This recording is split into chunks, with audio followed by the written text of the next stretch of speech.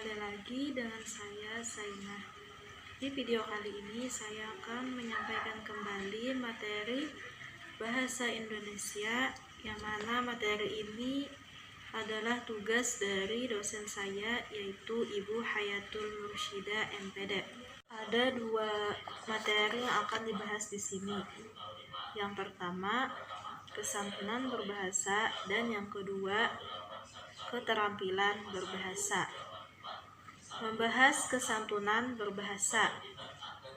Kesantunan berbahasa ini terbagi kepada dua macam, yaitu yang pertama kesantunan berbahasa linguistik, dan yang kedua kesantunan berbahasa pragmatik.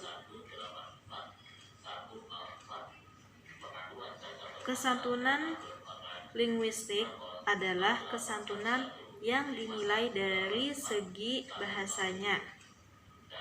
Kesantunan linguistik ini memiliki 4 faktor penentu kesantunan.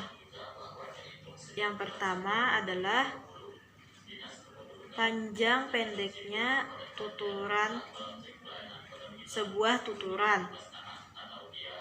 Semakin panjangnya tuturan, semakin sopan, dan semakin pendeknya tuturan, maka semakin tidak sopan. Contoh, pinjam buku. Tentu akan berbeda dengan kalimat bolehkah saya meminjam buku. Kemudian faktor yang kedua, yaitu faktor urutan. Faktor urutan ini juga sangat berpengaruh. Jika kalimat perintah diletakkan di awal, maka akan terkesan tidak sopan. Tetapi jika kalimat perintah diletakkan di akhir, maka akan terdengar sopan. Contoh kalimat yang diletakkan di awal yaitu segera buang sampah ini karena hari ini kita akan melakukan rapat. Tentu akan berbeda dengan kalimat yang diletakkan di akhir. Contohnya, hari ini kita akan melakukan rapat, segera buang sampah tersebut. Nah, tentu dengan urutan tuturan demikian, maka akan lebih santun. Dan faktor yang ketiga, yaitu intonasi dan isyarat-isyarat kinesik.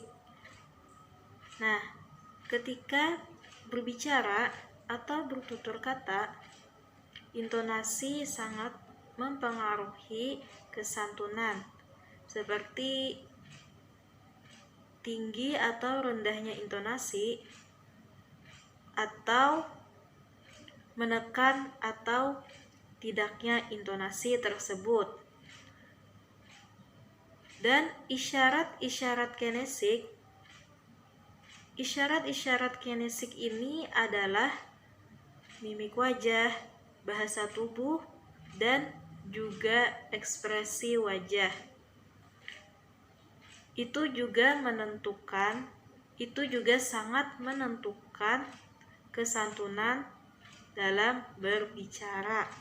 Kemudian faktor yang keempat adalah pemakaian ungkapan penanda kesantunan. Contohnya, tolong, mohon, maaf, dan lain sebagainya. Kemudian kesantunan pragmatik. Kesantunan pragmatik ditinjau atau dinilai dari segi makna sebuah tuturan. Kalimat perintah dituturkan melalui kalimat pernyataan atau pertanyaan. Isi kalimat perintah yang dikemas dengan bahasa pertanyaan atau pernyataan. Contoh dari pernyataan. Papan tulis ini kotor sekali, di mana saya akan menulis. Kemudian contoh dari kalimat pertanyaan, kapan papan tulis ini sangat kotor sekali. Siapa yang piket hari ini? Kemudian, Kosokonan memiliki beberapa maksim, yaitu maksim rendah hati. Semakin rendah hati, maka semakin santun. Dan maksim pujian, semakin memuji orang lain dan tidak memuji diri sendiri, maka semakin santunlah tutur kata. Selain itu, ada juga maksim lainnya, seperti maksim kedermawanan, maksim kearifan, maksim karismatik, dan lain-lain. Kemudian, materi yang kedua yaitu keterampilan berbahasa. Bahasa merupakan alat komunikasi untuk menyampaikan sebuah gagasan, pesan, dan informasi. Medianya ada dua, yaitu melalui media tulisan dan melalui media lisan. Bahasa juga memiliki peran yang sentral demi masyarakat yang santun dan beradab. Seseorang dikatakan santun bisa dinilai dari bahasanya atau tutur katanya, meliputi nada dan makna yang disampaikan. Ada 4 aspek dalam keterampilan berbahasa Indonesia. Yang pertama, menyimak. Menyimak berbeda dengan mendengarkan, karena mendengarkan belum tentu menyimak. Dan yang kedua, berbicara. Hal ini dapat dilakukan oleh semua orang, tetapi berbicara yang terampil hanya dilakukan oleh orang-orang tertentu. Pada umumnya, berbicara itu diartikan suatu penyampaian. Maksudnya dari arti pemikiran dan isi hatinya. Dan yang ketiga, menulis. Hal ini dilakukan dengan beberapa tujuan.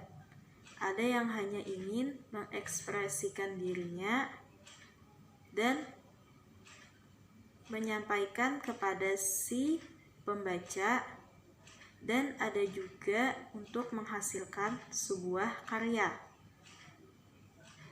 Dan yang terakhir, yang keempat, adalah membaca.